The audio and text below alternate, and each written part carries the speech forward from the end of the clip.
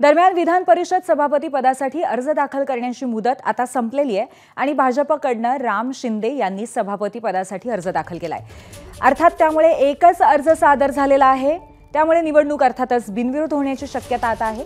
थोड्याच वेळात अर्जाची छाननी सुरू होणार आहे आणि अर्ज छाननीनंतर उद्या विधान परिषदेमध्ये अर्ज सादर केले जातील।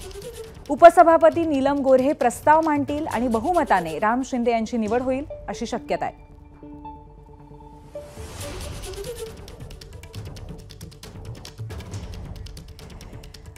तर उपसभापती नीलम गोऱ्हे प्रस्ताव मांडतील आणि त्याच्यानंतर हा प्रस्ताव बहुमताने जेव्हा मंजूर होईल तेव्हा विधान परिषद सभापती पदासाठी आता राम शिंदे यांचा बिनविरोध त्यांची निवड होईल असं स्पष्ट दिसतंय। सध्या अर्ज दाखल करण्याची मुदत संपलेली आहे, एकच अर्ज दाखल झालेला आहे, त्यामुळे अर्थातच राम शिंदे यांच्या नावावरती शिक्कामोर्तब आहे असं मानायला सुद्धा हरकत नाही।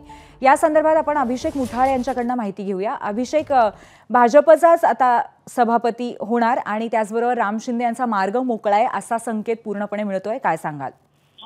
नक्कीच पूर्वी फक्त ही औपचारिकता बाकी आहे की विधान परिषदेच्या सभापतीसाठी राम शिंदे यांच्याकडनंच अर्ज आपल्याला आल्याचं पाहायला मिळत आहे। एकूणच महायुती महाविकास आघाडीकडनं एकच अर्ज दाखल झाला आणि त्यामुळे निवडणूक देखील बिनविरोधच होण्याची शक्यता आहे। एकूण या अर्जाची छाननी झाल्यानंतर उद्या विधान परिषदेमध्ये देखील प्रस्ताव जो आहे तो मांडला जाईल। उपसभापती या संदर्भातला प्रस्ताव मांडतील आणि त्यानंतर बहुमतानं राम शिंदे यांची निवड जी आहे ती आपल्याला होताना पाहायला मिळेल। एकूणच सगळी औपचारिकता आहे, त्यामुळे राम शिंदे यांच्याच नावावर शिक्कामोर्तब होताना दिसेल।